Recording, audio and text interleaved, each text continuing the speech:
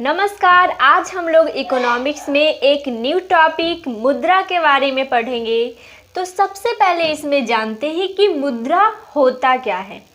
तो कहा जाता है कि धातु अथवा कागज़ का बना वह वस्तु होता है जो हमारे दिनचर्या में आय उपलब्ध कराता है। मुद्रा क्या होता है? तो धातु अथवा कागज़ का बना वह वस्तु यानी वैसा टुकड़ा होता है जो हमारे दिनचर्या में क्या कराता है? आय उपलब्ध कराता है। उसे क्या कहा जाता है? मुद्रा कहा जाता है। या फिर बोल सकते हैं कि जो वस्तु और सेवाओं के आदान प्रदान में सुविधा उपलब्ध कराता है उसे क्या बोलते हैं? मुद्रा कहते हैं। सीधी सीधी बात है कि मुद्रा क्या करता है? वस्तु और सेवा में क्या करता है? आदान प्रदान करने की क्या है? एक क्रिया है। यानी वस्तुओं और सेवाओं के आदान प्रदान में सुविधा उपलब्ध कराने वाले को ही क्या बोलते हैं? मुद्रा बोलते हैं। अब मुद्रा के बारे में कुछ और भी बातें कहा गया है। जैसे कहा गया है कि मुद्रा आधुनिक अर्थव्यवस्था की रीढ़ मानी जाती है। ये आधुनिक अर्थव्यवस्था की क्या मानी जाती है? आधुनिक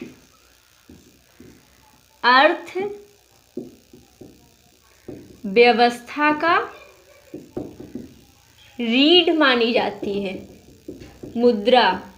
और भी कहा गया है कि मुद्रा के विकास का इतिहास मानव सभ्यता के विकास का इतिहास कहा जाता है। मानव जो सभ्यता का विकास किया था वो और मुद्रा का जो विकास हुआ दोनों क्या है? बराबर है। इसीलिए मुद्रा का विकास का इतिहास मानव सभ्यता का विकास का इतिहास कहा जाता है। ऐसे मुद्रा के बारे में विभिन्न अर्थशास्त्री विभिन्न तर्क दिए। तो आइए जानते हैं कि कौन कौन से अर्थशास्त्री मुद्रा के बारे में क्या कहे। एक अर्थशास्त्री थे जिनका नाम है मार्शल। क्या? मार्शल।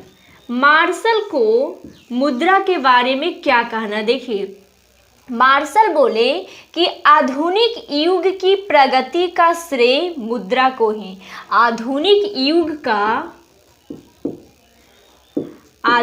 जो युग है, युग का प्रगति यानी उन्नति का दर्जा किसे दिया गया है? प्रगति का श्रेय मुद्रा को ही दिया गया है। मार्शल के अनुसार कहना है कि आधुनिक युग का प्रगति का श्रेय मुद्रा को ही दिया गया है। एक और अर्थशास्त्री है ट्रेस्कॉट। क्या नेम है? ट्रेस्कॉट। ट्रेस्कॉट के अनुसार मुद्रा के बारे में क्या कहना? देखिए, ट्रेस्कॉट बोले कि यदि मुद्रा हमारी अर्थव्यवस्था का हृदय नहीं तो रक्त प्रवाह यानी ब्लड स्ट्रीम जरूर है। ट्रेस्कॉट के अनुसार कहना था कि मुद्रा है, यदि मुद्रा हमारी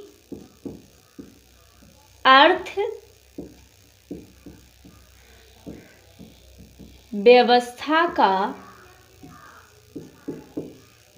हृदय नहीं है तो रक्त प्रवाह जरूर है। रक्त प्रवाह अवश्य है। ये किसके अनुसार कहना था? ट्रेस्कॉट के अनुसार कहना था। तो एग्जाम में क्वेश्चन पूछा जाता है कि ट्रेस्कॉट के अनुसार मुद्रा के बारे में क्या कहना था? ट्रेस्कॉट ने मुद्रा के बारे में क्या कहा? तो लिखेंगे कि ट्रेस्कॉट बोले कि यदि मुद्रा है जो हमारी अर्थव्यवस्था का हृदय नहीं है तो रक्त प्रवाह क्या है? अवश्य है यानी जरूर है। एक और अर्थशास्त्री थे क्रॉथर। हम लोग क्या पढ़ रहे हैं? विभिन्न अर्थशास्त्रियों के द्वारा मुद्रा के बारे में तर्क यानी विभिन्न अर्थशास्त्री के द्वारा मुद्रा के बारे में क्या तर्क दिया गया है। क्रॉथर के द्वारा कहना था कि जिस तरीके से यंत्र शास्त्र में चक्र, विज्ञान में अग्नि तथा राजनीतिक शास्त्र में मत का स्थान है, वही स्थान मानव में क्या है, मानव के आर्थिक जीवन में मुद्रा का है। क्रॉथर के अनुसार कहना था कि जिस तरीके से यंत्र शास्त्र जो होता है, यंत्र शास्त्र में चक्र का स्थान है, क्या चक्र के बिना यंत्र शास्त्र हो सकता है? नहीं। तो जिस तरीके से यंत्र शास्त्र में चक्र का स्थान है, विज्ञान में, इसे पॉइंट वाइज समझिएगा, समझ में आ जाएगा, विज्ञान में अग्नि का स्थान है और राजनीति शास्त्र में, राजनीति शास्त्र में मत का स्थान है। क्या मत के बिना राजनीतिक चल सकता है? नहीं। तो जिस तरीके से यंत्र शास्त्र में चक्र का स्थान है, विज्ञान में अग्नि का और राजनीतिक शास्त्र में मत का स्थान है, वही स्थान मानव के आर्थिक जीवन में मुद्रा का है। वही स्थान मानव का जो आर्थिक जीवन है, आर्थिक जीवन में क्या है, मुद्रा का स्थान है। क्या मुद्रा के बिना आर्थिक विकास हो सकता है? मानव का आर्थिक जीवन चल सकता है? तो नहीं। तो ये किसके अनुसार बोलना था? क्रॉथर के अनुसार बोलना था। क्रॉथर ने एक और वर्ड्स दिए मुद्रा के बारे में। इन्होंने कहा कि मनुष्य के सभी आविष्कारों में मुद्रा का जो आविष्कार है वो एक महत्वपूर्ण स्थान रखता है। आज तक मनुष्य, एक ये और तर्क दिए मुद्रा के बारे में, क्या बोले? क्रॉथर का बोलना था कि मनुष्य ने अभी तक जितने भी आविष्कार किया है वो सभी आविष्कारों में मुद्रा का जो आविष्कार है, किसका आविष्कार? मुद्रा का आविष्कार है जो एक महत्वपूर्ण स्थान रखता। ये बोलना था क्रॉथर के बारे में। तो क्रॉथर ने मुद्रा के बारे में दो तर्क दिया। इस सबसे पहले तो यंत्र शास्त्र, जिस तरीके से यंत्र शास्त्र में चक्र का स्थान, विज्ञान में अग्नि का स्थान और राजनीतिक शास्त्र में मत का स्थान है, वही स्थान मानव के आर्थिक जीवन में मुद्रा का है। दूसरा कहना था कि मनुष्य के सभी आविष्कारों में मुद्रा का स्थान क्या है? मनुष्य के सभी आविष्कारों में मुद्रा का स्थान सर्वश्रेष्ठ है, यानी महत्वपूर्ण है। एक और अर्थशास्त्री है professor Hartley bits. Professor Hartley bits के अनुसार क्या कहना था? ये बोले कि मुद्रा वह है जो मुद्रा का कार्य करती है। मुद्रा वह है जो मुद्रा का कार्य करती है। मुद्रा वह है जो मुद्रा का कार्य करती है। ये किसके अनुसार कहना था? तो प्रोफेसर हार्टले बिट्स के अनुसार कहना था। देखिए, ये मार्शल के अनुसार कहना था, ये एक अर्थशास्त्री हो गए। ट्रेस्कॉट के अनुसार 2, क्रॉथर 3, प्रोफेसर हार्टले बिट्स 4। अभी तक हम लोगों ने 4 अर्थशास्त्री के बारे में पढ़ा कि चारों अर्थशास्त्री मुद्रा के बारे में क्या क्या तर्क दिए। फिर कोलरवन 5वां अर्थशास्त्री थे।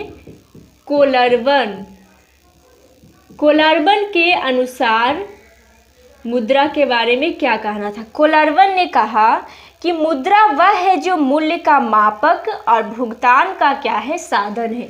कोलरवन के अनुसार कहना था कि मुद्रा वह है जो मूल्य का, यानी वस्तु और सेवाओं के मूल्यों का मापने का कार्य करता है, मूल्य का मापक एवं भुगतान यानी पेमेंट करने का कार्य करता है।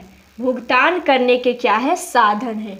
भुगतान का साधन है। कोलरवन के अनुसार क्या कहना था कि मुद्रा वह है जो मूल्य का मापक एवं भुगतान का क्या है? साधन है। एक और अर्थशास्त्री थे नैप। तो तब तक इसे नोट कीजिए, फिर हम लोग आगे देखेंगे कि नैप के अनुसार क्या कहना था।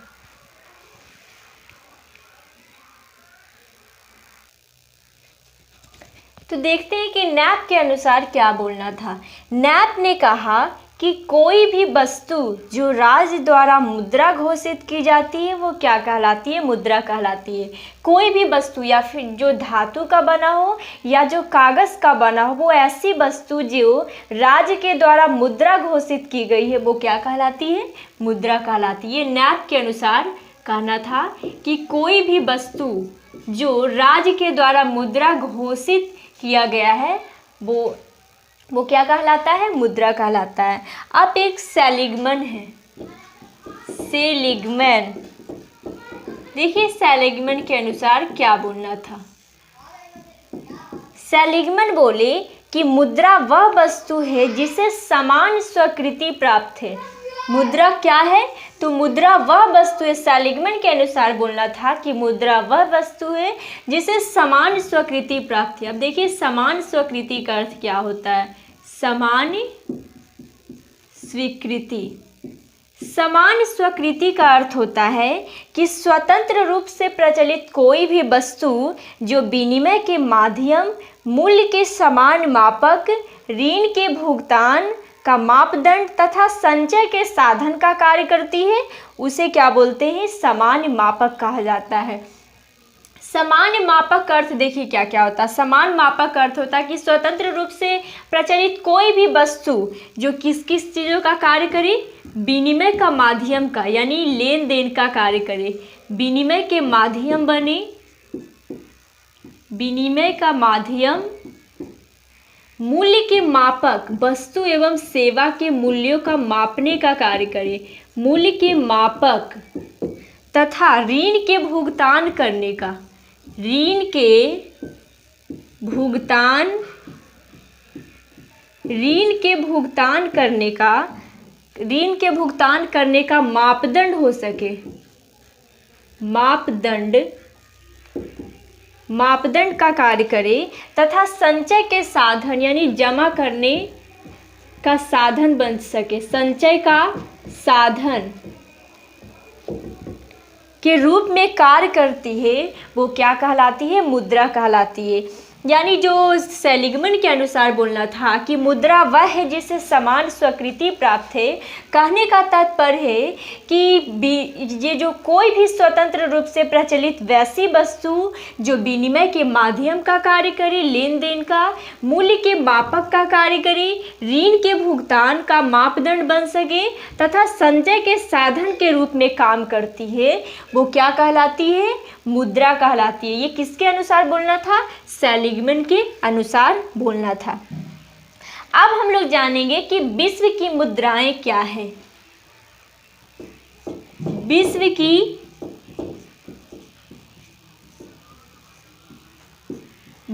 की मुद्राएं,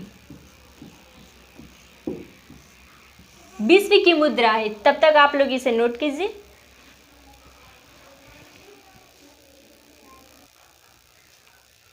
तो आइए जानते हैं विश्व की मुद्रा यानी विभिन्न देशों की मुद्रा, करेंसी क्या है। तो एक तरफ देश लिखेंगे और दूसरी तरफ मुद्रा देकर डैश देंगे। इससे पता चलेगा कि किस देश में मुद्रा को क्या कहा जाता है। जैसे भारत, सबसे पहले भारत को लेते हैं। तो भारत में मुद्रा का, भारत का मुद्रा क्या है? रुपया है। पाकिस्तान का क्या है? पाकिस्तान, पाकिस्तान का भी रुपया है। फिर बांग्लादेश का क्या है? बांग्लादेश, बांग्लादेश का टका है। बांग्लादेश का करेंसी क्या है? तो टका है। नेपाल का क्या है? नेपाल, नेपाल का भी रुपया है। यानी भारत, पाकिस्तान और नेपाल, भारत का पड़ोसी देश है पाकिस्तान और नेपाल, ये तीनों का क्या है? भारत, पाकिस्तान और नेपाल का तीनों का मुद्रा क्या है? तो रुपया है। और बांग्लादेश का क्या है? टका है। फिर आता है अमेरिका। अमेरिका का आप सभी को पता होगा कि अमेरिका का करेंसी क्या है? तो डॉलर। अमेरिका का क्या है? डॉलर है। इंग्लैंड, इंग्लैंड का क्या है? इंग्लैंड का पौंड है। रूस, रूस का क्या है? रूबल, रूस का रूबल है। सिंगापुर का क्या है? सिंगापुर, सिंगापुर में भी डॉलर चलता है। सिंगापुर का क्या है? डॉलर। फिर देखिए अफगानिस्तान का क्या है? अफगानिस्तान, अफगानिस्तान का अफगानी, अफगानिस्तान का मुद्रा क्या है? अफगानी है। ईरान, ईरान का क्या है? ईरान का रियाल है। ईरान का क्या है? रियाल। और इराक का क्या है? इराक का दिनार है। इराक का दिनार है। तथा एक लास्ट देश है स्वीडन। स्वीडन, स्वीडन का क्या है? क्रोना। तो एक बार फिर से सुन लीजिए कि विभिन्न देश की मुद्राएं, यानी विभिन्न देशों में क्या क्या मुद्रा को क्या क्या कहा जाता है, यानी वहाँ की करेंसी क्या है। तो भारत का रुपया है, पाकिस्तान का रुपया है और नेपाल का रुपया। 3 देशों का याद रखिएगा, भारत, पाकिस्तान और नेपाल का रुपया। बांग्लादेश का टका है, ये आप सभी को पता होगा। अमेरिका के बारे में भी पता होगा कि अमेरिका का डॉलर है। अब यहाँ से आता है इंग्लैंड का, बहुत बच्चे को नहीं पता होगा। तो इंग्लैंड का पौंड है, रूस का रूबल है, सिंगापुर का भी डॉलर है, यानी अमेरिका और सिंगापुर का क्या है? डॉलर है। अफगानिस्तान का क्या है? अफगानी है। ईरान का रियाल है, इराक का दिनार है और स्वीडन का क्या है? क्रोना है। ठीक है, तो आज हम लोग क्या पढ़े कि मुद्रा क्या है और विभिन्न अर्थशास्त्रियों के द्वारा मुद्रा के बारे में क्या तर्क दिया गया है, यानी उन लोगों ने मुद्रा के बारे में अपना अपना परिभाषाएं दे, तो किन किन अर्थशास्त्री ने क्या बोला वो हम लोग पढ़े। फिर विश्व की मुद्राएं के बारे में जाने कि विभिन्न देशों की मुद्रा क्या है। तो उम्मीद है कि आप लोग को समझ में आ गया होगा। तो समझ में आ गया होगा तो प्लीज़ चैनल को सब्सक्राइब करें, वीडियो को लाइक करें और दूसरे के पास भी शेयर करें। थैंक्स। फिर मिलते हैं हम लोग अगले क्लास में।